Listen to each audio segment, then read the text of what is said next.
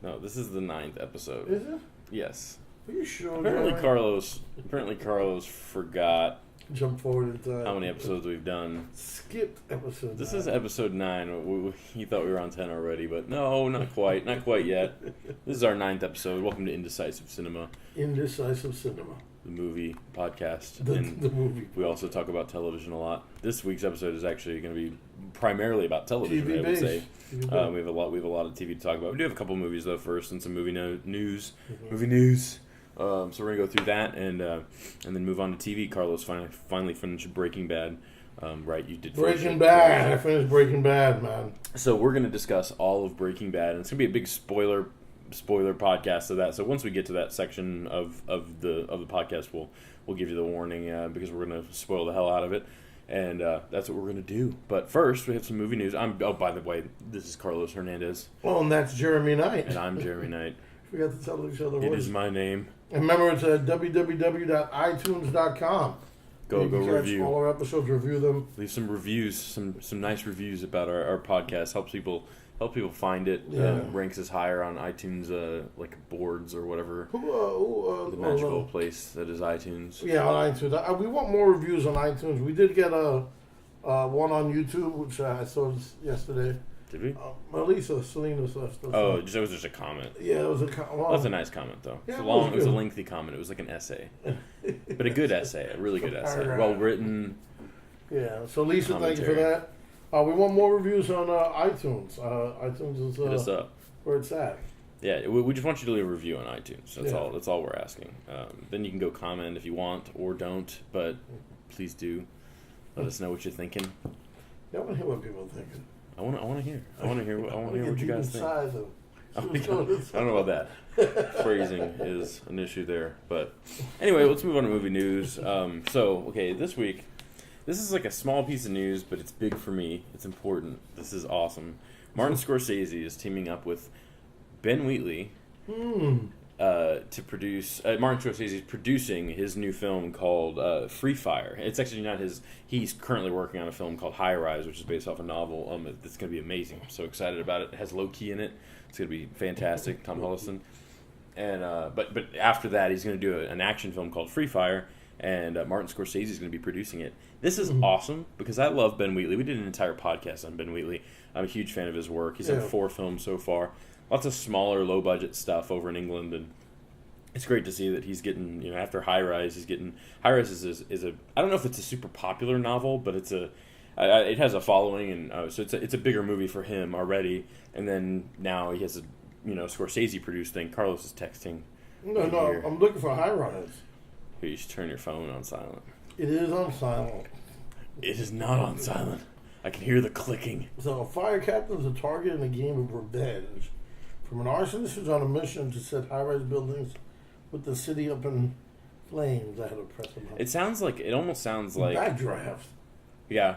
It's got Backdraft. Yeah, but it's got like a dystopian, futuristic vibe to it, though. I feel like. Oh, is it in the future? I don't know if it's in the future, but it's kind of like this society. Is that the IMDb title that you just looked up there, or the tagline? Yes. Not High Risk, High Rise. Oh, High Rise. I'm up 2017. High Rise, and it's saying Ashley Purdy. No, I wasn't commenting on that. I was just I typed in High Rise and auto corrected to High Risk. Oh wait, I'm at the wrong one. You're right. High Rise action sci-fi drama. Yeah, High Rise 2015. Okay. So apparently there's multiple High Rises. No, life for the residents of a tower block begins to run out of control. Cool. Okay. And apparently it's like a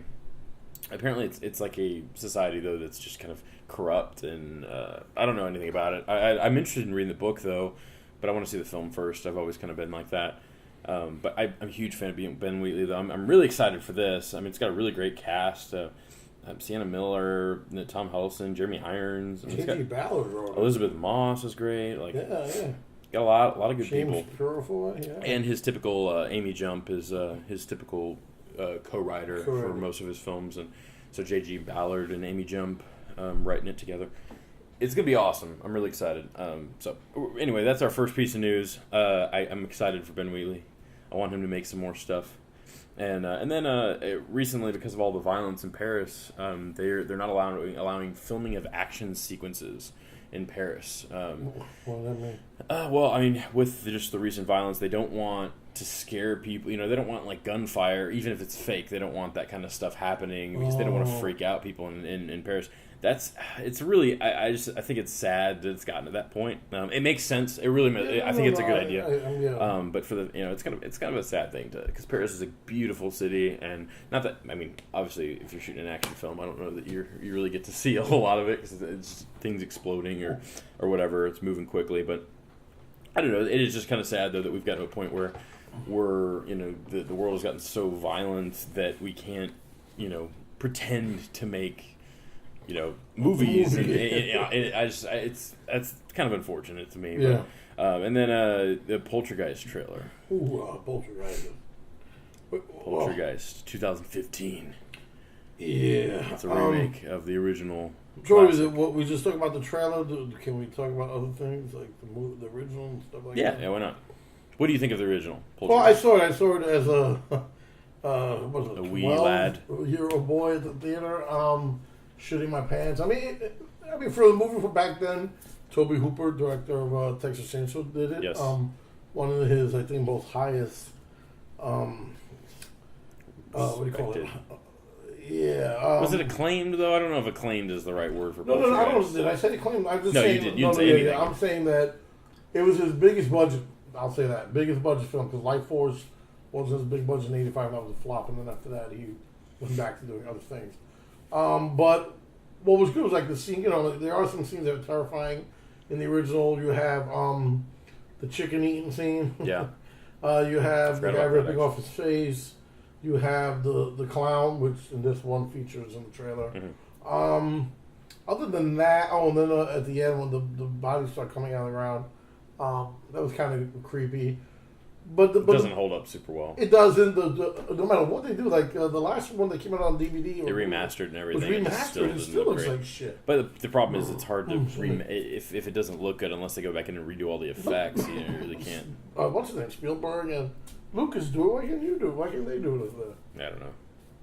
But they don't want to mess. I mean, George Lucas isn't opposed to it, but I'm saying they don't want to mess with the original print of it. I'm assuming, and so like to go in and enhance all the it'd be like going back and redoing Ghostbusters or something like that. There's no reason to mess with that because it has a charm to it. No, it doesn't. No, it doesn't. But it has a charm to it though that you're going to lose if you replace it with like modern effects. I mean, I don't want to see that. It won't, first of all, it won't blend well. Second of all, I don't know. I'm sure it's possible with the technology right now, but I don't know. I don't think that they want to bother with any of that. So you make it HD though. You make it increase the resolution of it. Maybe go back in and add some contrast. Like make the image just sharper, clearer. Yeah. But you're not really going to mess with any of the effects or anything like that. So and the problem with that though is then things look worse. Like bad effects look worse. But I think it segues into the trailer itself, the new one. What do you think of the new trailer?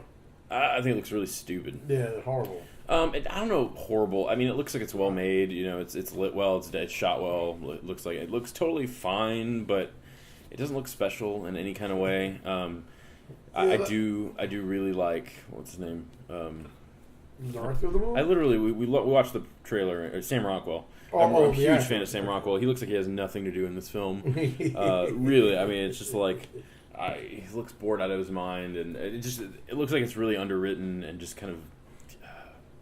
Safe film. Good word. I mean, I showed the trailer to my daughter. She likes the creep of Gloriana. I love her. And she jumped at the part. I didn't jump, but the clown when it jumps at you. And but the problem is, like I said, the original's really done well with the clown because that's the only one. I'm a fan of the clowns. I like that concept, but I mean the way it's done in the trailer, like you see the clown behind her, and it's gonna, it's just not like I don't know. It's just not timed super well or inventive in any way. It's not timed super well. Yeah, it looks not great. I'm not excited for it at all. You don't care about it, though? No. I like the original. I don't love it, though. I wouldn't say it's like it's not one I watch every year. I have a Halloween marathon every year for Halloween, obviously. And that's not on my list. Generally for me, it's always been like Halloween, Halloween movie. I do like Nightmare on Elm Street. Yeah, good film. Scream for sure. That's a new addition, but because I watched it for the first time like 2 years ago. Did you? And it's amazing. Scream's genius. Sure. And then I haven't Texas Chainsaw. I need to add to the list. I finally got it on Blu-ray, and that'll be a definite addition. You got the 40th anniversary. Obviously, Evil Dead. Like those, Evil but Dead, I've never Poltergeist. I've always been, I guess, more towards the more violent stuff. Poltergeist is a little more fantastical. It's not, I mean, there's some really scary stuff in it, I think. Yeah, and it's actually in that... It's a little campy. And I think I say that, though, but so is Evil Dead. So, I mean, it's different form of... Freddy as well. Yeah. But it is in the top 20 scariest films of all time that Entertainment did over the summer. Poltergeist is? Poltergeist. Yeah. And I watched, like I said, me and Lorena tried to do the whole list. She didn't make it. But what else on that list? You got Jaws. Okay. You got Silence of the Lambs, Texas Chainsaw. Silence of the Lambs? That's more disturbing. I don't know if it's scary, though. That's what I'm saying, yeah. You have... That's not a good list. Evil Dead. You have The Shining. You have... Nightmare on Elm Street. Yeah. I mean... I think Nightmare on Elm Street Exorcist, is genuinely pretty creepy. It actually cultivates The Thing. It's also really there. Fun, though. The Thing is... Yeah, The Thing is really great. That's a masterpiece. But... Halloween, obviously, and like I said, my daughter loved the best ones. Yeah. Halloween. I mean, that movie is funny because Jaws and no, she loves Jaws too, but she's not scared of it. Emma was scared of Jaws. But watching Halloween with her was so good because she made me watch it again in new eyes, and like some of these scenes, like the way the shape just comes out of the darkness. Sometimes the scene where Jamie Lee's Laurie's inside the house at the end, the murder house, and it's just so great. Like you go from darkness into a little bit of white, and it just comes full form. Yep. That imagery is haunting. It is, and that's what I like about it so much, and the score, of course. Dark Carpenter. Yeah, no. I mean, regardless, though, this does not look very good. It looks like a shiny, safe remake of a movie that. I guess it's fine to remake that movie. I'm okay with that. Like I'm not. But it's because I don't hold it in as highly as I do other films like Halloween or something like that. I don't want anybody. There's no reason to remake Halloween. You can make another sequel, but there's no reason to remake the original. But Poltergeist, I don't really care. It looks like a terrible remake. So then, did you like Rob Zombie's? No, not at all. No. Nothing about it? I'm not. No, not that's not nothing about it. I just think it's a terrible movie in a lot of ways, especially the second one. Right. Can't stand it. But I did dig the first. I just hate Rob Zombie though. I can't do. Oh no, I do too. I'm legitimately. I don't think not a fan at all of him. I thought his most recent film would turn me over. Salem. Nope. Horrible. And I waited like a year. I owned that movie. It was on my shelf for like almost 2 full years. And then this past year I watched it and was like, oh my gosh. It was an art house type thing. Yeah, but that wasn't the problem with it. It's just not fun or interesting or scary or, there's no trailer. It's well done. It's really well done. That was my complaint about his original couple films. Yeah. At least it was well done. But he's a step in the right direction. The problem is it wasn't scary at all. And I love his trailer for Grindhouse. Do it? Yes. That's true. And Devil's Rejects is okay. I mean, I just think... No, that's right. I think House of a Thousand Corpses is an exercise in terrible filmmaking. It's unwatchable. I mean, it's a student film, but like...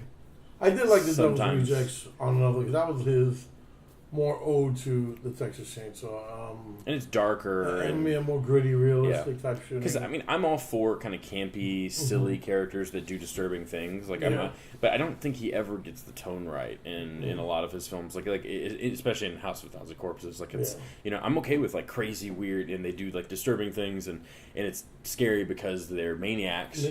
Or it's just fun because they're maniacs. Like, American Psycho or something like that, where it's genuinely it's funny. But I just don't think he gets either one. It's not scary.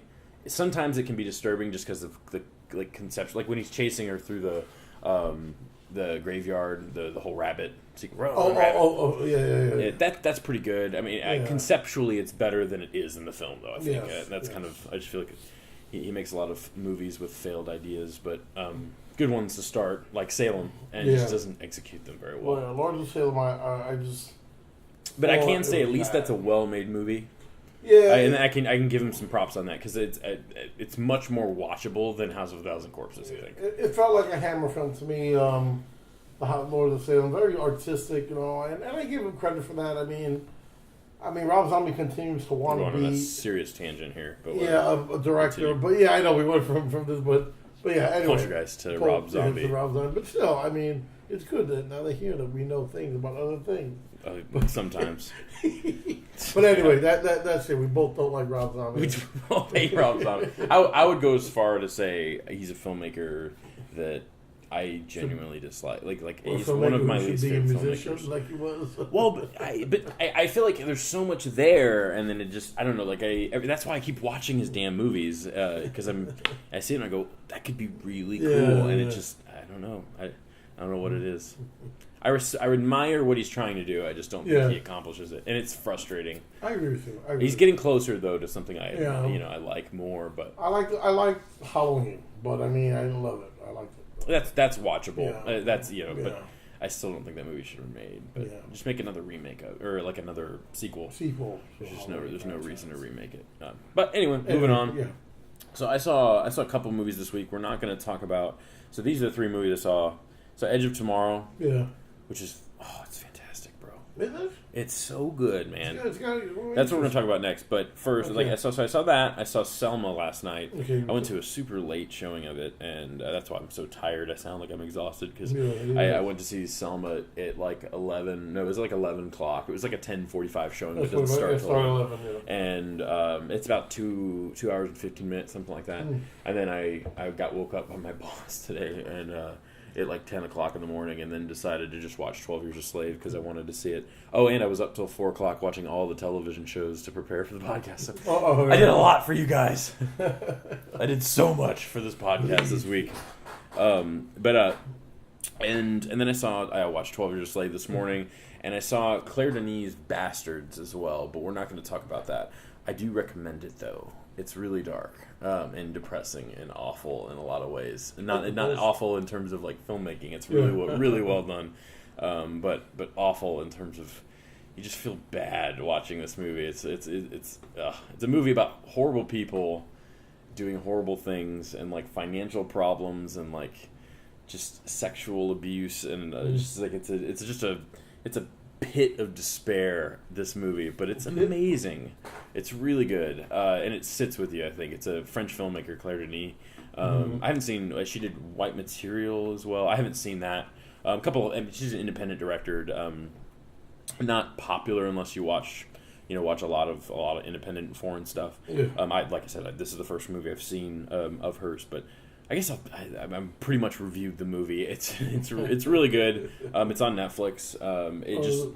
Be prepared for subtitles. It's a really quiet film, but I think it's really well told, really well shot. The performances are great. Vincent London plays the main character, and it's depressing as hell, but it's really, really fantastic, I think. So go watch that or don't. But that's my brief review of it because we have a lot of movies to tackle this week and a lot of television. So that's all I'm going to say about that. I'm going to go back to Edge of Tomorrow though because this movie is so freaking amazing. This came out earlier this year, and it was called Edge of Tomorrow. They actually changed the title because of how poorly it did. It was a flop in theaters. The reason it stars Tom Cruise, Emily Blunt, and it's about basically Tom Cruise doesn't want to join the army. He's like an officer in the military, but he's never touched combat before, and he's just kind of an asshole.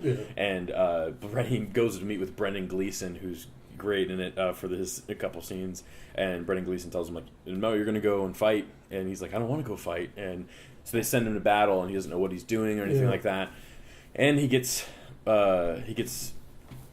go basically get ambushed by these aliens that look really cool in the movie. The special effects in this film are just fantastic. And they raid the beach, though. It's been Normandy style. It's huge invasion. Lots of bad stuff happens. Lots of people die. Then this big giant blue alien that kind of stands out from all the others comes to attack Tom Cruise, and he blows himself up with a claymore and dies. Tom Cruise. Yes. And then he wakes up. And he wakes up a day earlier, back when he woke up on the military base, after Brendan Gleeson, they tase him, and he wakes up on the military base. So basically, time starts resetting, and it's straight Groundhog's Day, or more like Source Code. Did you see Source Code a couple years back?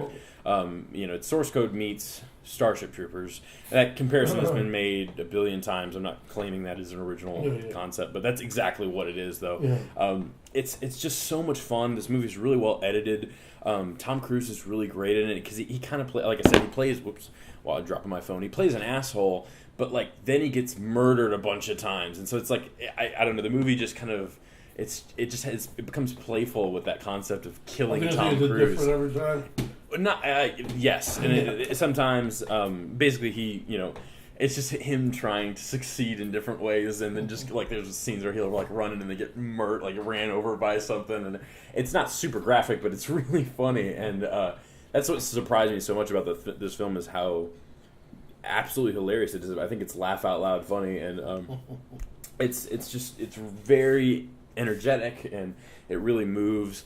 It's not perfect by any means. Obviously, anytime you're doing this kind of stuff, it starts out, I think it's pretty solid in terms of story for the first half, and then other things start happening, and it's a little messy, but it's still so much fun. And Tom Cruise is really charismatic in it. I mean, it really reminds me why he's such a big star, because he can really handle a movie like this. And Emily Blunt is fantastic. Was she in Source Code too? No, that was what's her name from She Was in True Detective. Okay. Starts with an M. I don't remember her name. I love her to death. But whatever. Michelle Monaghan. That's the name. I remembered names this week. I'm on a roll. But no, I really, really recommend Edge of Tomorrow. It's called Live, Die, Repeat now. They change it. I think it still says Edge of Tomorrow on the side of the Blu-ray. And it's you can get it for really cheap because it goes on sale for $9.99 all the time. I don't own it yet, but it was on HBO Go if you want to go watch it. But excuse me. It's just great. It's one of the best action films I've seen in a long, long time, and it's one of the few that doesn't disappoint me as much as something like Guardians of the Galaxy in the third act. The third act, I mean, there's still just a big action sequence at the end, but it's not 45 minutes, and I feel like it, at least it advances the plot a little bit. But it has Doug Liman directed it. Yeah. And Christopher McQuarrie wrote it. Mm-hmm. It's really good. And it's really smart. I just think it's a movie that, it knows what it's doing, and it kind of acknowledges the fact that it's a silly premise, and it has fun with it, though. And this is the most fun I've had. I watched it at home. I didn't even see it in the theater, and this is the most fun I've had in a long time watching an action film. So I just, other than The Raid or something like that, but this is much more fun, and anybody could watch this. I feel like it's just such a great film, and then the special effects are fantastic. There's lots of really great set pieces in it. I mean, it's just. I'm amazed this movie didn't do well at all. Critics liked it a lot, but I'm really surprised this one wasn't a home run for the box office. So, but I think it's really great. So now that it's on Blu-ray, pretty much everywhere, definitely check it out. I think it's just fantastic. So, and then I saw Selma last night. So Selma, I'm gonna do a review of Selma, and I'm gonna use 12 Years a Slave to explain my complaints about it. I really like Selma. I would say it's a great film. It's an important film. The performances are great. It's really well made. It's kind of colorful, but it has this. It's colorful, but it has a muted color, like a muted palette. It has more of a film look, and it's just kind of desaturated, but still bright. And I don't know. It's a really good looking movie. It moves I think the first 30 minutes or so takes a little while, but then after that I feel like it moves, and it's really, really good. Great Selma, performance. Okay. This is Selma, yes. Okay. There's moments in it that I feel like are genuinely horrifying and touching at the same time, and not at the same time necessarily, but sometimes it's just straight horrifying. Okay. Does this thing is this like? I forgot to explain the premise of it if you don't know it already. It's about Martin Luther King and the protests in Selma, Alabama. When they basically were at that point in time, black people had the right to vote, but they would get denied from voting, voters registration and things like that, just because they get intimidated, or like there's a scene in the beginning of the film where one of the characters goes to register and they ask her like all these questions, like but in like an attacking kind of way, like how many people do we have in our in our state representative, whatever, like questions like that. It's like now she's like 67. He's like, name all of them. And it's like, you name all of them, you asshole. Like it's really frustrating. There's scenes that are really frustrating. But so that was a point in time though where even though they had the right to vote, they would get pushed out of the voters. They would get pushed away from being able to vote, even though they had the right to. And at that point in time, like you had to have like a registered voter representative in your county to come and like vouch for you. And the problem was, if they couldn't get anybody to be registered, then nobody could have that representative to be able to register. Just lots of issues with it at that time, at that point in time.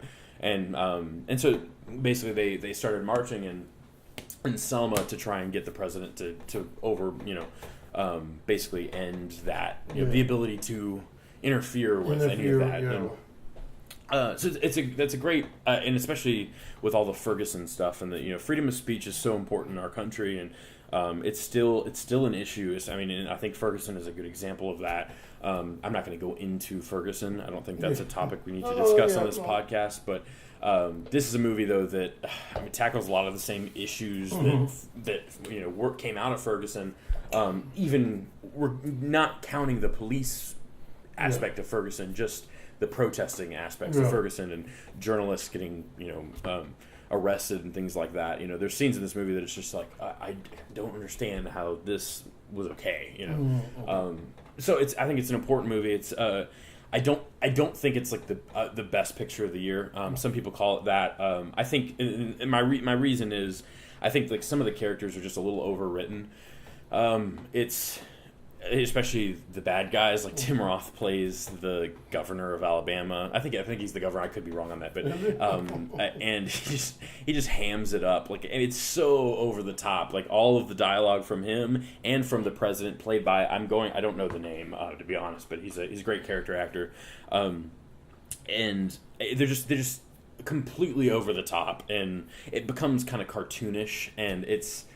I don't know. It's just unfortunate. So that's my complaint about the movie. My only complaint about it is there's sometimes the characters don't feel like real people, and it becomes kind of preachy. I don't like saying that word because it's not always used in the way that I mean.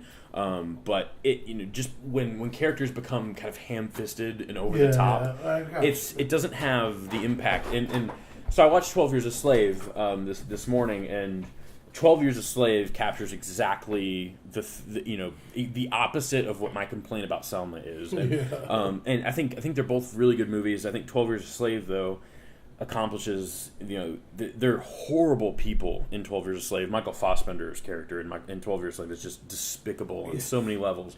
But you know what though? There's moments where you look into his eyes and there's something behind it that's even more disturbing. Like that character has a lot of depth, even though he's just an angry white slave owner.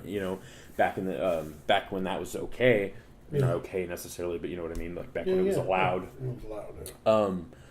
And I feel like that was what I was missing from a lot of the characters in this movie. Like even if obviously Tim Roth is the bad guy in Selma.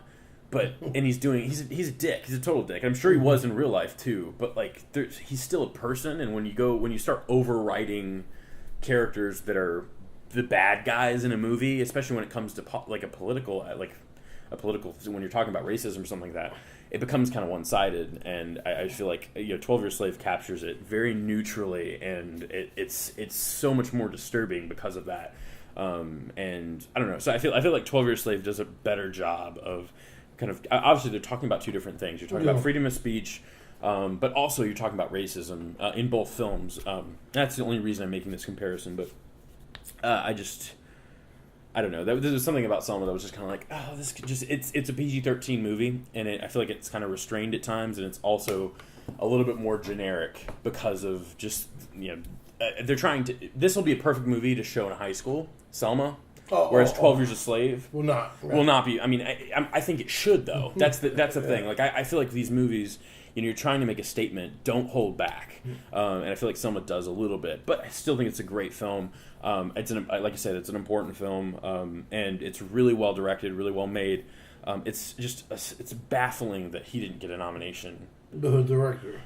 Well, no, the director. First of all, that's a big problem. I heard about that. Yeah. Even though I don't think she should have won, I think Alejandro Inarritu, at least as of now, I have not seen Theory of Everything or Imitation Game yet. Yeah.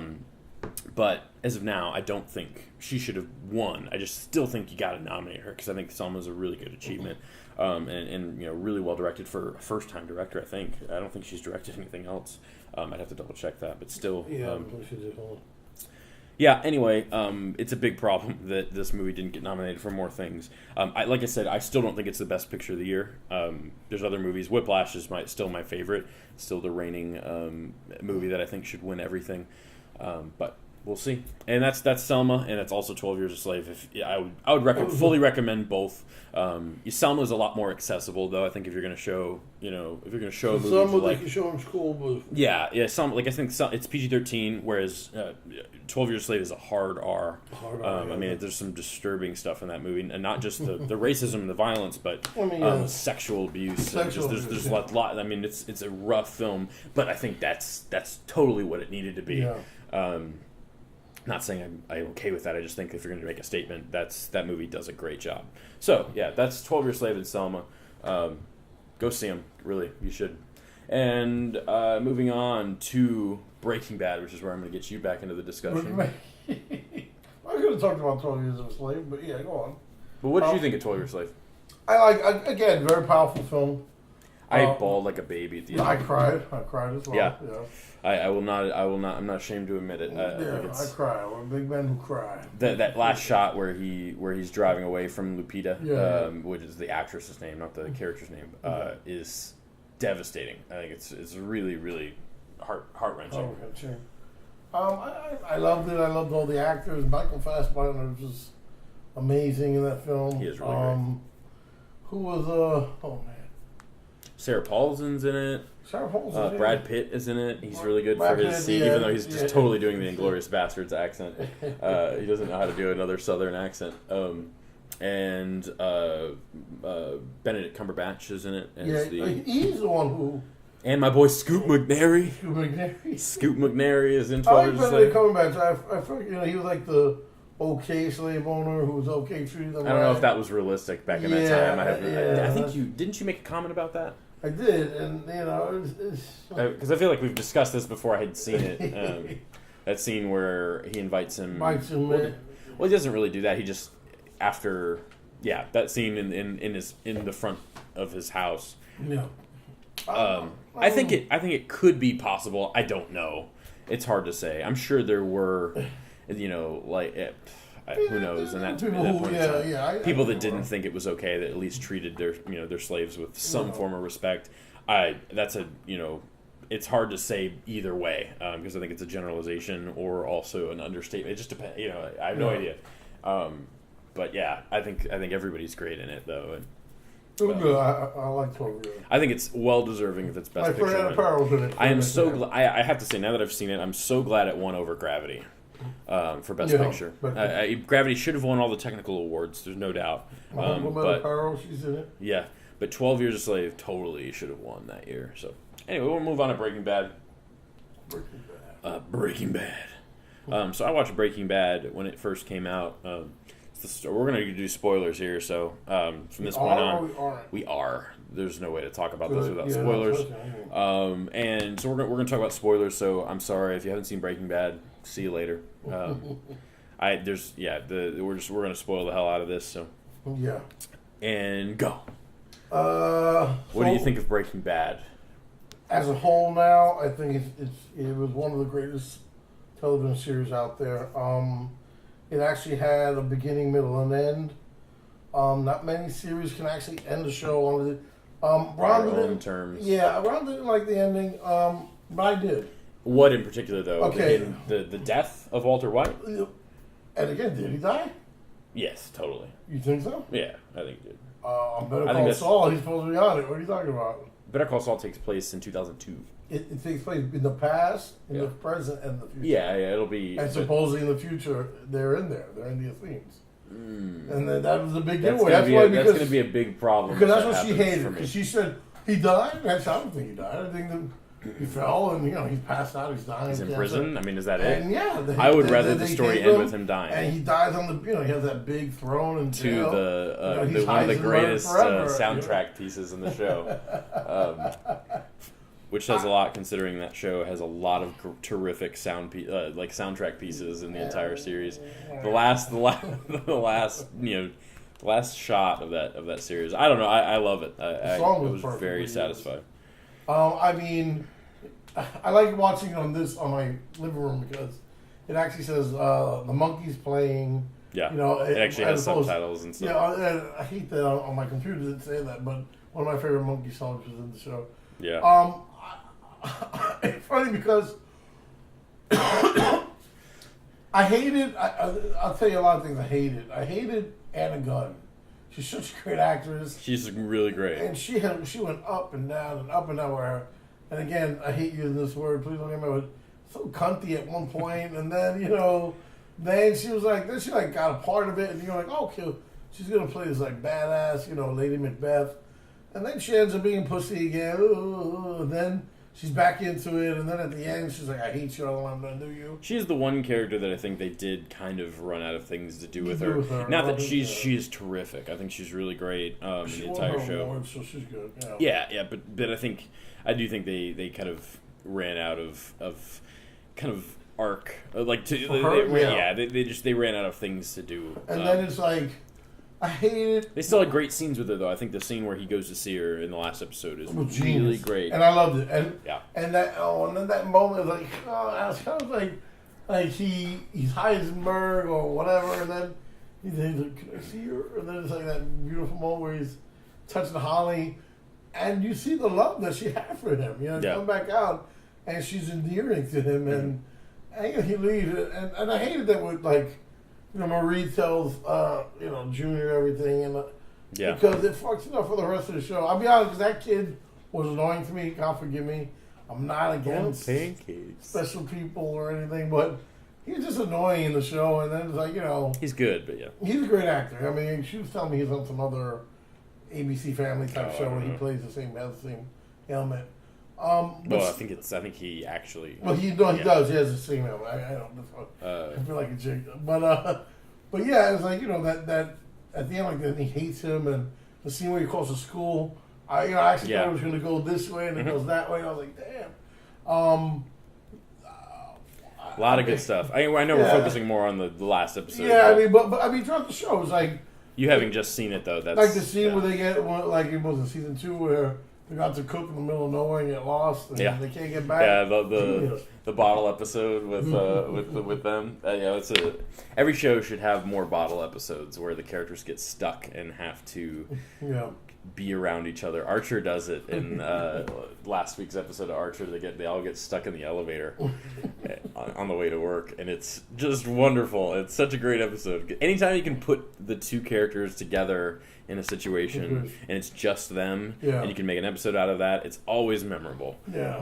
Because it becomes a change of pace for the entire season, and I feel like it just helps add so much to any season of television. I feel like.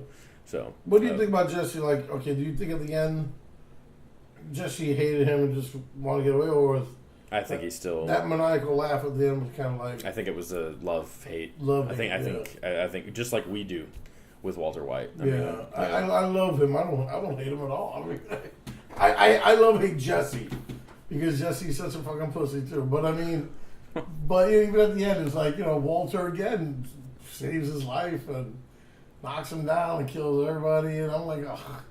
But that contraption he builds in the last episode is so much fun. Oh my god! It's just so great that a show that's so grounded in reality can do something like that. And we all just go, yeah, why not? Like, who cares? It's so much fun. So this show really accomplished a lot for television. Obviously, you've had some. I mean, my favorite show, The Wire. You've had greater, really great shows in past. Sopranos, The Wire. But this was, one of those shows that, especially for a show that went 6 full seasons, and not that The Wire also went 5. Sopranos went 5.5 or something like that. But we haven't had a show like that in a while. We took like 4 or 5, 6, almost not a full decade, but several years off in between Sopranos ending and Breaking Bad starting, and it took a while for Breaking Bad to really catch on with everyone. Yeah. But once it did, I feel like it was just a show that had so much confidence in what it was doing, and it wasn't afraid to kill off characters. It wasn't afraid to be more violent and dark, and I mean, it was just one of the few shows where we get like the actual downfall of a character. And, that's what. Yeah. And and to be able to do that naturally though, and also have an interesting plot and it not feel like the same thing for 6 seasons or 5 seasons. I guess it was really 6. I mean, technically it's 5 in 2 parts. But I just think it's a huge accomplishment for television. Agreed. I mean, it really, and to be able to end on their own terms, and I think it just proves that when you really have a plan and you have like a narrative story that needs to end, like it's not just a reoccurring show that they're it just advances the plot in a way that's way more interesting, and it leaves us wanting more. And I think it's so much more. It's such impressive television, and it becomes a lot more fun. And so I think Breaking Bad just kind of further established that. And then now you've got so many shows that kind of rode along its on its right behind it. And now I think it kind of led us into one of the greatest couple years in television that will, I agree with you. Everyone will look back to Breaking Bad and like Mad Men, some of those shows as like, shows that really changed the way we watch television. Obviously Sopranos and stuff, but I think this reinvigorated TV. What is your favorite character? Heisenberg. I love when Walter White can just go from fucking Walter White to Heisenberg in a second. Say my name. Yeah. And he's a different character. He's all this person inside Walter White that can just materialize. Flip a switch. Yeah, like literally. A horrible person. Like the scene that Ron mentioned where he totally goes, "I'm the danger." I'm like, holy shit. And they're trying to plead to his wife that he's okay, they're okay, and then she goes, "Oh, but how do you tell me?" And then he just. He goes, he tells her that, but I'm the danger. The scene though where he was her name Jane? I haven't seen the show. I actually watched the show from season 1 week to week. I am I am a true fan. No, I'm totally kidding. No, I am a true fan, but you're not. No, I try to watch. You know what? When I saw the previews when they came out in 2008, I was in New York and I was like, "Oh, I'm on this bandwagon. I'm gonna watch the show." One thing led to another, and it was a Sunday night. They showed them. Yeah, so week to week is. Yeah, and then I was like, "Fuck!" I said, "Missed the really first episode," and that was it. And then it was like they didn't repeat it. Like you said, the show didn't take off right away. Yeah. When they started airing reruns a year later, they were on Channel 9, which was just like regular TV. It wasn't A&E. Not that there's much of a difference, but in A&E, you could show certain things that you couldn't show on Channel 9. So it was kind of edited, and I was watching them edit it. I was upset.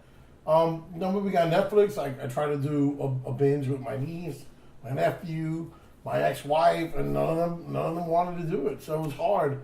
Shame on them. And then finally Rhonda, thank God, she was like, "Shame. What kind of show is it? I don't want to watch that." And I was like, "Trust me." Yes, you do. And you do want to watch Breaking Bad. It was really. I feel she like loved it. It's a show that's hard to recommend to people only because it really still can be hit or miss. But I do think, though, if you stick with it, there's no deny. I don't know a single person that like has watched the full season 1 that isn't that hasn't finished it or just was I mean, I think episode 3 is the turning point. Agreed. The season or the episode in the basement with they capture the guy and the whole scene with the plate where he picks up the pieces of the plate. That's I think at that point on it's like, oh, this is a great show. And then I think it's one of the few shows that gets better as it goes along.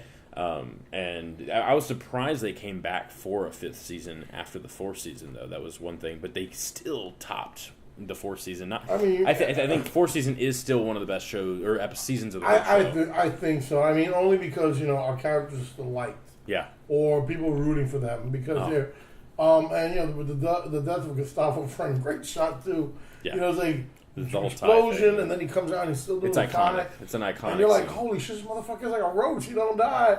And then the camera pans, and you see the fucking inner workings. What? I mean, yeah, just that's such a cinematic moment. Yeah, you know what I'm saying? On television. It's really great. Season 4 would be your favorite season. I think it's the most solid season because you got, and I'm sure everybody else agrees. It's solid writing, solid acting, solid directing, and like I said, there's still a big bad that's not our boys. Yeah, not our heroes. Mm-hmm. In season 5, when our heroes become the anti-heroes, they're now, granted, you do have the guy played by Matt Damon lookalike in season 5, who's a despicable. He looks like Matt Damon. Totally looks like Matt Damon. Oh my god, Todd. Well, I hate He's Todd. great. He's so great in the show. He's in a lot of stuff, but he plays like random supporting characters. Yeah, so many things. Throughout everything. And I think he's really great. I was so glad to see that he got more screen time after. Yeah. Like season 5 was his season. He was the third, guy, and it's like that scene where Jesse gets out. and then goes to jump the fence, and oh my God. It's just he was Andrea's house. That's one of the. I remember watching that week to week and just going. Oh, I know. Oh my God! It's true because I was telling you, I was like, no, that was a joke. They didn't do it, but I mean, obviously, they did, and I feel bad because it's fucked up. But yeah, I mean, Jesse's been through a lot more. Poor guy, man. That's why I feel horrible. That's why I almost cry. This was never been a show that I feel like it's never been a show where I like bawled or anything during it. But that shot of Jesse driving away is one of the closest things to it, though, where it was just like, oh, like I was just so happy for a character. I've never it's this look of relief and I don't know. It's like in 12 Years a Slave when he escaped, or when they finally at the end, and it's just like, oh man, you just feel, it's relieved for a character. My favorite episode is probably 3 to the end. What was it called? It's the one that was directed by Rian Johnson, who is one of not my favorite directors, but because he only made 3 movies. But Ozymandias? Or Tahaji? Okay, it's the one where Hank dies. Yeah, Ozymandias. Is that it? That sounds right. It's 3 from the last episode. Yeah. And it's the one where Heisenberg kidnaps the baby. Yeah. Walter comes back and kidnaps the child. In a scene that I was watching that like at my house by myself and was just like, oh! Sorry for those of you that are. I just totally ruined your ears. But that whole, it was like, oh my gosh! Like I was shocked. I was like, holy shit! I remember I couldn't look at the screen almost at how good that episode of television was. It's I think it's still one of the best episodes of television that's ever. I agree that the conversation on the phone, I think, gets deeper and deeper and deeper into the Heisenberg. Yes, that's in that episode too, isn't it? And there's like, so. I mean, there's really. God. And I was like, and then for 1 second, I believed him.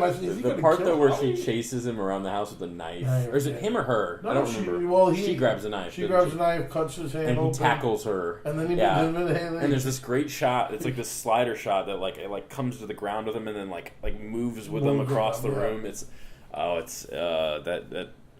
Just such a great episode. I mean, I really, and then the way Hank dies is just iconic. And it's like he goes, "Oh, you're too stupid to see that he already." And then they kill him, 10 minutes and then ago. He dies. And I just wanted to applaud the show, like, yeah, no, yeah, Hank has to die. You know Hank. No, but you know what though? What?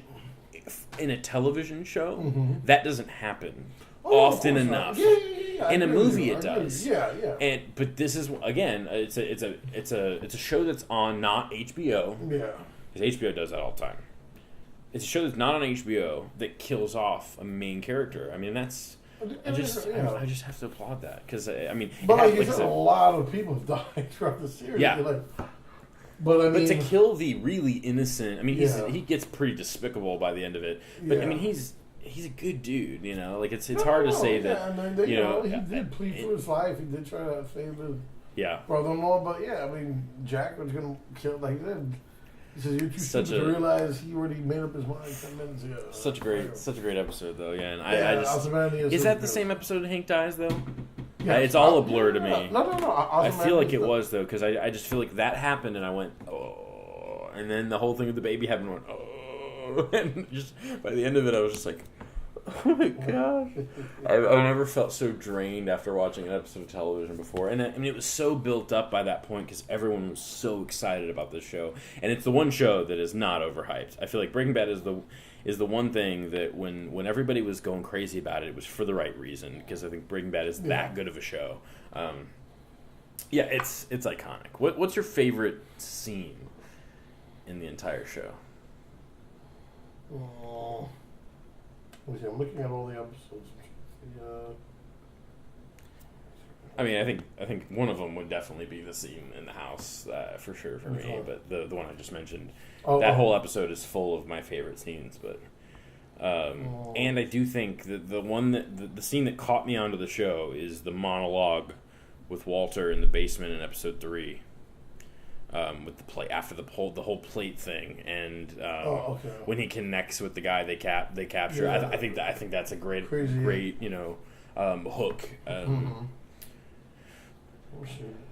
There's so many great scenes where people just talk in a way that's like everyone scary. has some great monologues. Man. Or at the end of season 3 when Walter pleads for his life, and then calls Jesse and tells him to go murder the. What's his name? Yeah, the other cook. Dale Bedecker. What's his name? Gale Bedecker. Yeah. That's a again. I think if you get to that point, if you're not like fully on board, that's an episode that's like, oh my gosh, like that whole phone call, and it's just like the master plan, like, Walter White. Yeah. What the fuck did you tell him to do?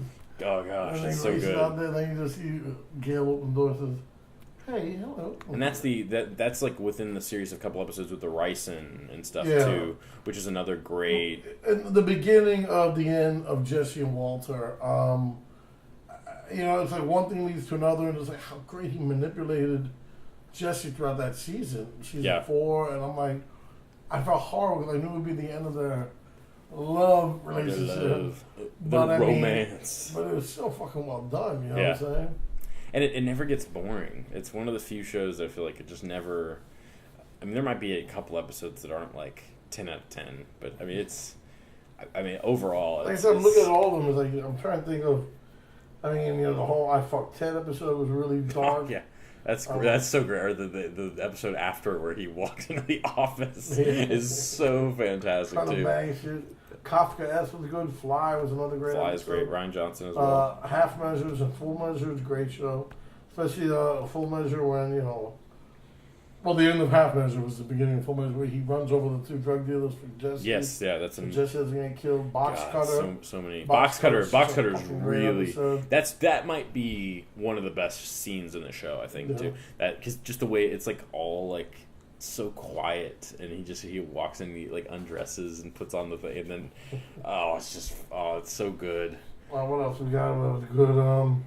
I mean, just the sheer number of episodes that are so memorable. I mean, I haven't seen the show in when did it end? A year and a half ago, almost. I mean, it's been so long since I've watched Breaking Bad, and I there's still things that I just remember so vividly because of just how incredibly daring they are. I mean, I cannot recommend Breaking Bad enough. If you haven't seen it, don't be the hipster that's like, I don't want to see Breaking Bad because it's just too popular, or it's just not as good as everyone says it is, or shut up, watch the show. First of all, the hipster is the one who was watching it.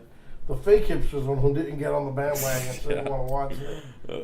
I mean, like I said, I liked it before it was cool. I did, actually. I technically did. I can actually say that, but I'm not going to be a hipster about it. It's just a great show. Yeah, I'm not going to be a hipster about it. I don't think it's unfair to say it's one of the best shows of all time. I think it's not my favorite show of all time because The Wire is definitely still my favorite show.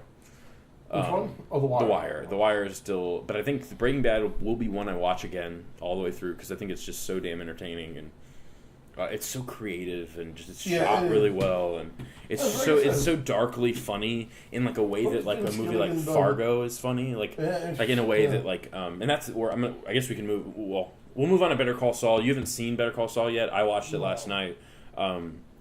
amongst my huge marathon of 10 billion shows that I wanted to watch in preparation for this podcast. But Better Call Saul has this scene where Saul Goodman comes into this courtroom to basically defend these witnesses, defend this trio of boys that have sex with a decapitated head. What year is this one? It's in 2002, I think. There's a check that was written. It was dated 2002. That's the only thing. It actually took me so long to even.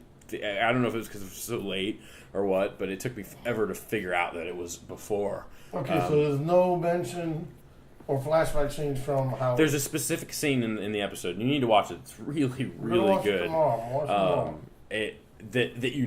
Okay, I know where we're at in time. If you haven't already been paying attention to the dates and things, I just wasn't. I don't know. It was tired. I was tired. Whatever you want to say, but. It's so great, and the reason the courtroom scene though is so great because there's this just wide shot of the whole courtroom and everybody just looks so bored, and it's hilarious in a way that like Fargo is hilarious where it's like a bunch of and like I don't know, there's these close-ups of people like writing like in doodling and just it captures boredom and stupidity in a way that Fargo does. What's the weather like today? Well, it looks like it might snow or whatever. That whole scene, it's so tedious, and that's really darkly funny. Yeah. And that's Breaking Bad does that really well. Yeah. And so does Better Call Saul. I'm already, like I said, I'm really excited about it. I actually don't want to talk about Better Call Saul. All I'm going to do is say that it's a very good show already.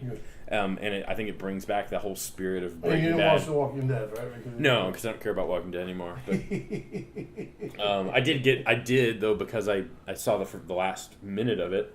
I know who died. Oh yeah, don't say that. But yeah. Anyway, we're not going to go. I mean, unless you want to talk about Walking Dead. Did you watch it? I do watch it again. I remember I don't have cable anymore, so I watch it on Tuesday afternoons. Nice. Did it come out Tuesday? I thought it came out Sunday. Or when does Walking Dead even premiere?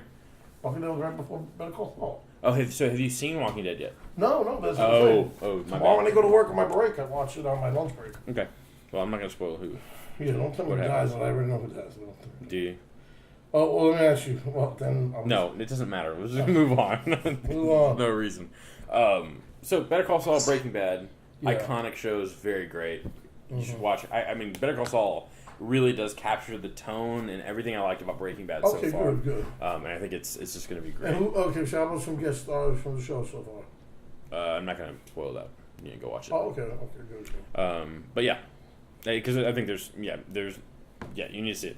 Okay, I will see it. All right, so outside of Breaking Bad, last night, let's get to current television. Better Call Saul, obviously, we're not going to talk about. We will recap next week. Or no, actually, we'll see about that.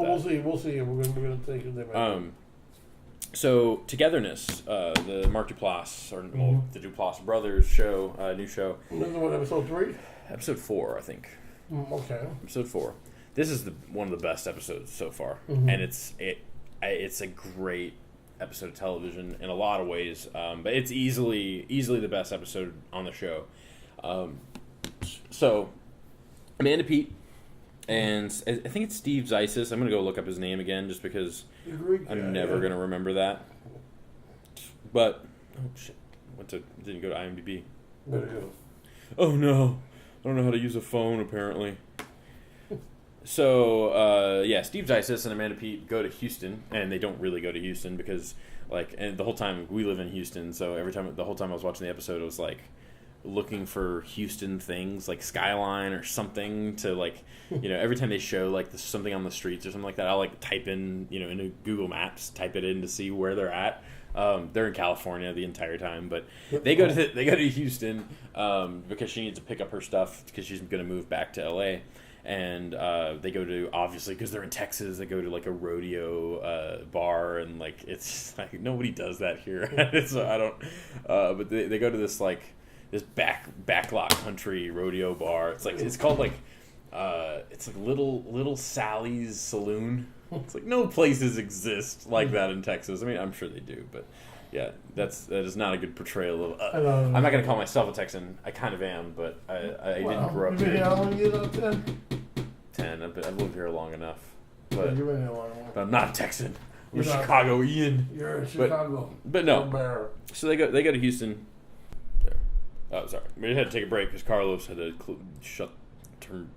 do something with the window. Yeah, it was bothering me. My eyes kept getting bothered. It's getting too bright in here. Too hot. It's too hot. It is freaking hot outside, by the way. It's like 80 degrees. The Stupid Texas. So no, I woke up and the heat was on in my house, and I was like, "Family, what is wrong with you? Leaving the heat on when you go to work." And I woke up at like 10:30 and was just like, Did you really say family? I said, "Family, why?" Family. But no, yeah.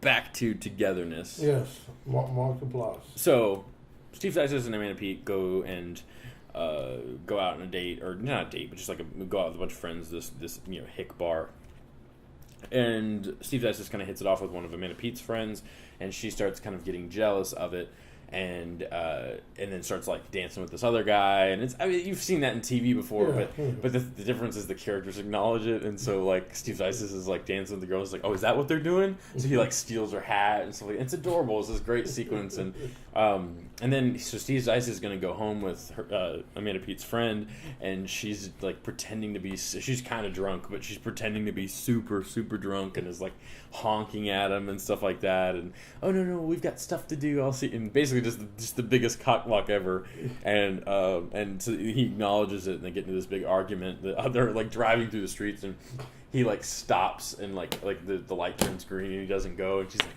it's a green light. He's like, I don't care. Who are you to tell me what to do with my life? He's like, I'm gonna sit here if I want to, and they start arguing. He's like, that was the biggest cockblock ever. Like, this is the biggest cockblock in the history of cockblocks. And it was just great to acknowledge, like that happens in television all the time where characters will compete with one another, but for them to kind of acknowledge that it's happening and kind of play off of one another, it becomes a lot more interesting. Yeah. Meanwhile, Mark Duplass and Melanie Lynskey Mark Duplass kind of tries to surprise her with a super nice dinner, and like they're basically he's like, yeah, one of these days we need to like get a hotel and leave, and she's like, yeah, that sounds nice, and then he like slaps the hotel card on the table, and he's like, I told you I was full of surprises, and it's this great little scene between them, and they go to the hotel room, and she calls Amanda Peet, and is like, I don't want to have sex with him, like this feels overwhelming, and so she's like, you need to go fuck your husband, and she starts yelling at her on the phone. It's terrific, and they basically watch this really shitty B movie and Biodome. I don't know if that's a real thing. I think it is. Yeah, I've not seen Biodome. That's a B movie I've not seen. Apparently, I need to add to my list. Stephen Baldwin. It looks amazing. It's a good movie. Yeah. So they watch Biodome, and then she's like, I think we should have sex. And he's like, really? Biodome is what gets you off? And and they basically have really uncomfortable, awkward sex. And basically, like halfway through it, they stop, and they get into an argument about just like what, why don't you shut up? And like they start getting really frustrated with one another because they're both like sitting there going like, are you okay? No, but I'm fine. And it just doesn't work.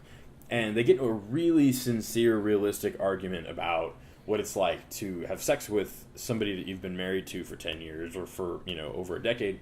And it's really sad. And Mark Duplass actually gets some tears in his eyes, and it's genuinely touching though. And I think it's when Mumblecore kind of does, when Mumblecore, like when they do arguments in Mumblecore, that's my favorite part of Mumblecore.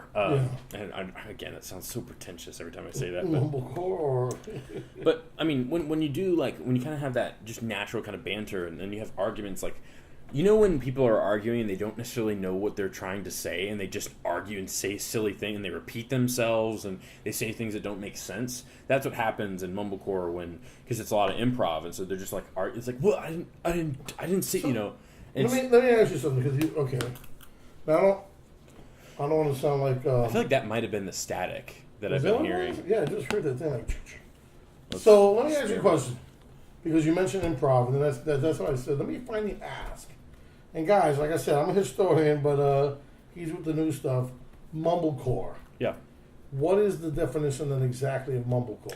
Well, it's a loose definition. It's more a description of a type of filming. It's not really. We did a Mumble. I didn't shoot it. I was a gaffer on a Mumblecore movie. I edited it though. It's like a 20-minute film. Basically, what you do is you set up two cameras, and you have an outline for a scene, and you have the characters portray. Obviously, it's like, this is our story, so we need you to accomplish these things in the scene. Okay. Whether it's get into an argument, or you get a phone call from somebody, and then you have to like answer it and act natural. So it is kind of an improvisational. Yeah, but the story is focused around people just kind of talking and naturally hanging out. Generally, like it's normally a lot like we did our film is about a guy who comes back from Iraq and he's got PTSD, and basically he's trying to interact with this girl that he's kind of he fell in love with her a long time ago and then left, and is coming back now and is trying to just kind of reconnect with her, and then also his friends, and then he finds out his friend passed away. And so it's a simple premise, but what it does is set up for just conversations to happen and things like that. And so Mumblecore, that's generally you have a very loose premise where not a lot happens, because it's not, you can't script it as much, and so you can't have like a whole lot of plot points to and so it's just, a lot of people complain about that, but that's the intention, is to the point of it being to capture kind of that naturalistic dialogue, and that's what the Duplass brothers are known for. Just really quiet, just kind of films about people hanging around, talking about stuff, and you get really, people leave in the ums and the buts and the wells and the and all that kind of stuff, and it's kind of quirky and fun, and you can get really good performances from people because of it. So Togetherness is like that. Anytime you have an argument, though, in Mumblecore, it's the outline is you need to get mad at each other about this topic. Go. And it might be more scripted than that. Like, maybe there's a line where he's like, that would be funny, you need to say this. Yeah. But, because there's a line where he's like, can't get in a rhythm when you keep saying that. And then, like, he repeats it. He's like, I'm just trying to get in a rhythm. She's like, stop saying get in a rhythm. What is that? It doesn't make sense. And it's funny, but it feels natural more so than, like, something that is overly scripted. And so you can get really genuine character moments. And that's what I think this episode did so well from both. Because you have these 4 people, and both of them leave, and basically you have these bottle episodes with the 2 characters in 2 different locations, and they both have arguments, though. You can probably pause it. And another break. But yeah, so Togetherness is just another great, or not another great episode, because I didn't think last week was terrific, but this is just a fantastic episode, and I really think, like, it shows that I think this show can go to emotional places and be really engaging and interesting, just not on more than just a surface comedy level. And I think it's going to be great. So great episode, guys. Welcome, well done, Mr. Mark Duplass. He actually had man tears. He had tears in his eyes. I was like, dang, that boy's acting. But I'm still doing the league. I'm like up to season 3. So. I think I'm caught up until the most recent season. Yeah, I don't remember the league, but whatever. Anyway, Togetherness is still great, and if you haven't watched it yet, or if you thought last week's episode was like, check this one out, because I think it's really great, and I'm excited about this show. It's going to be awesome. It already is, and it's going to be even more awesome. Which show? Togetherness. Oh, Togetherness. Not the League, yeah. Okay. The League is exactly what it is. Yeah, no. That's a topic for a different day. But all right, so that's all we're going to talk about today. We've finished pretty close to. We're in an hour and 8 minutes. Oh, that's kind of short. Short episode. We finished Breaking Bad at like 50 minutes, and I was like, "Dang, we might get under an hour." We went deep into that show. Of course not. No, that's good. I'm glad we did, though. I was concerned that we would just say it's great, which we did. But it's just like we wouldn't have anything to say about it. But I'm glad that you just watched it. So it's good stuff. But yeah, so we do need to discuss. Carlos is going to be going to New York. Yes, I'll be taking some sabbatical time in New York, but I still want to do the show, so me and Jeremy are going to work out the kinks to do the show from one state to the other. I think it can be done. Yeah, so for emergency reasons, we're going to, we're going to try and do it each week. Yeah. Now, I don't want Carlos to have to commit to prepping as much, so we'll have to plan that out accordingly. But basically, we're going to have to do either a podcast from Skype or something like that. I have to figure out how to record that. I know it's possible, but I just need to figure out the best way to do that, because over the phone isn't a good way to do it, especially if we're going to do a full length episode.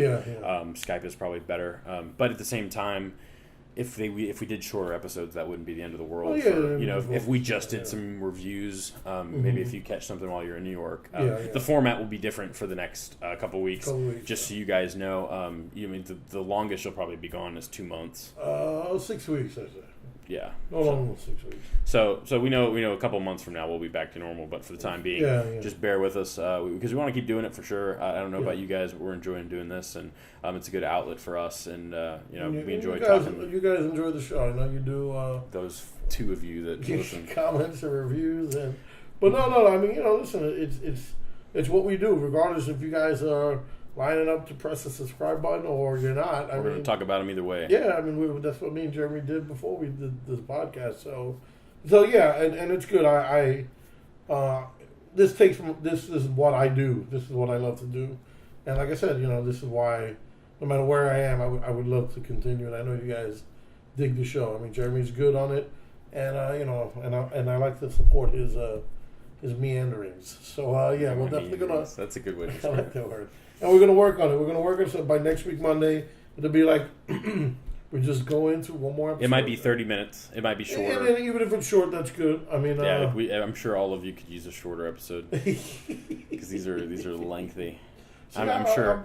I'm a pessimist, I guess. Yeah, I'm okay with the hour and a half long episodes. I love the hour. For me, when I'm listening to another podcast, I don't like when it ends at the end of it. But that's just me. And if you don't like us, that's entirily different. But people love us, man. Yeah, you better like us. There's girls who love us. No, but yeah. So anyway, the format's gonna be different. That's just gonna happen. But we do want to keep doing it. We might even have Delano Dunn. Oh man, Delano Dunn would be perfect. This is a guest star that we've chosen without his permission. I know, he does not know. Now he's like, what? But he's your boy Blue. He's my boy Brown. My boy Blue is Colin Martinez. Oh, my bad. To do the show. You have me too many boys. I got my boy. What am I? I never did colors here. Remember? I used to call John my boy Yellow because that was my. John was boy Yellow because he's my first Asian friend in Texas. But I mean, you'd be equivalent to my boy White. My boy White, or my boy Pink. I'm pink. He's chubby too. I love him. Yeah, but yeah. So no, I'm excited about that. You never know. Delano would definitely do an episode. And so we might be able to get some cool people from New York. Yeah, get some cool more New York. If there weren't enough New York accents on this podcast. Because you still got. Well, you don't have a Chicago accent, but you don't have a Texas accent either. Yeah, but you got that. You got Chicago. You got that. I don't know. I might have a Chicago accent slightly, but I doubt it. I don't use a lot of the Texas mannerisms though. I don't say y'all. I don't say howdy y'all or anything like that. My ex-wife did that. Oh, it bothered me, man. Y'all. That's how I knew it was over. I mean, that's a staple of Texas. Not that I've never been guilty of doing it. I totally have said it before. But every time I say it, I'm like, ugh. It hurts me a little inside. Yeah. It's not that I didn't want to conform. It's just that I'm from Brooklyn. Brooklyn, you can't get rid of Brooklyn no matter what. Well, but we're home proud, though. That's why. Yes, amen. And then I like that about you. I like that you didn't give up. Even though I lived here almost longer now than I did in Chicago, I still. For real? Yes, that's weird. But part of it's like your team, like my sports teams, and my family's up there. Yeah. So I'm always going to be a Chicago fan. And it's my affinity for you because I love you regardless. Is the Blues Brothers, one of my favorite films shot in Chicago. Yeah, that's my dad's favorite movie. Oh, it's just a great movie. Yep. But all right, guys. So listen, I promise that next week we'll do something. We're not gonna. We probably will literally just do reviews. Yeah. Just for the sake of time. I mean, I'll watch a couple movies and we'll prep some movies. Yeah. We're not gonna do Director of the Week for the time being, just because I don't want him to have to watch anything, and so that's why we're not going to do like kind of like this week. We didn't have a Director of the Week. We just talked about Breaking Bad. Yeah. It makes it a little easier on him while he's gone, because he's not going to be able. You're not going to be able to go rent a bunch of movies, and I can't give you movies off my shelf. So of course not. So because of that, we're not going to do Director of the Week. So we'll be talking about more current stuff probably. I'm going to try and see. I don't really want to see it, but I'm going to go see Theory of Everything, Imitation Game, and I still haven't seen American Sniper. So I do have 3. I forgot about American Sniper earlier when I mentioned the Best Picture nominees. I haven't seen, but I've seen 5 of them now. I want to see all of them. And I do have a movie that you're gonna love. Whoa. Why Don't You Play in Hell? It's I think it's Japanese, I believe. It came out this year. I literally just ordered off Amazon. The trailer for this movie. Here, I'm going to pause it real quick. Watch this trailer. All right, so Carlos has now seen the trailer for Why Don't You Play in Hell. This movie looks amazing. I'm so excited. I literally, this is one of those I watched the trailer and was like, I'm gonna buy that because the trailer looks so much fun. I purchased it off Amazon. I was just like, I've got to see this movie. So that's one I'll be talking about next week because I'm so excited to see it. Well, I hope I don't hate it. Watch, I'm gonna just hate it, and it's gonna be a podcast of hate. This looks good. It looks so good. Is it Japanese though? I don't remember. Did we look that up? I think it's Japanese, but I'm not good with languages. Yeah, it's Japanese. But it's about some filmmakers that try and film a documentary of the Yakuza, I think is what it is, yeah. Right? And they basically are obsessed with like capturing the real violence on camera, and it just looks so dark and glorious. So I'll definitely be, because that should be here tomorrow. So I'll definitely have a review prepped for if and when we do our podcast next. So that's one thing on the agenda for the next podcast for sure, and then I'll go see one of the Best Picture nominees I have not seen yet. So I did Selma this week. Foxcatcher wasn't a Best Picture nomination, but one of the current films, or Jupiter Ascending maybe, Boy Next Door. Who knows? There's so many possibilities. Boys Next Door. Boy Next Door. I remember the Suicide Club. That I remember from a long time ago. Yeah. Yeah, good. That one's on Netflix, I think, isn't it? Is it? I think so. I'll check it out. Yeah, that's and look, Ryu Iwabashi from Auditions in it. Oh. Check it out. That's cool. But yeah, no, that looks amazing. So I will definitely be reviewing that. But yeah, like I said, we don't really have a whole lot planned for the next couple episodes. We don't know if we'll be able to record on Monday. Who knows? Like I don't know when you're going up. So like I said, no schedule. We'll post it when it gets posted, and it'll let you know what the deal is, so you can keep listening. Definitely. And we can keep talking. Yeah, don't give up. And keep talking like we are right now. Don't give up on us, baby. Please. Please. So did we stretch another 15 minutes on there? No, we're at an hour and 17, so we are under time. So we're under time. So that's good. Yeah. So I think we deserve a round of applause just real quick for the fact that we were able to do this. All right, guys. So then, like I said, might be our shortest episode. We'll be seeing each other next week, I promise you, and we'll talk to you then. You have a great week. Awesome. Indecisive Cinema, episode 9, In the Bank. What? In the bank. In the bank. In the basket. I don't know what that is, but goodbye.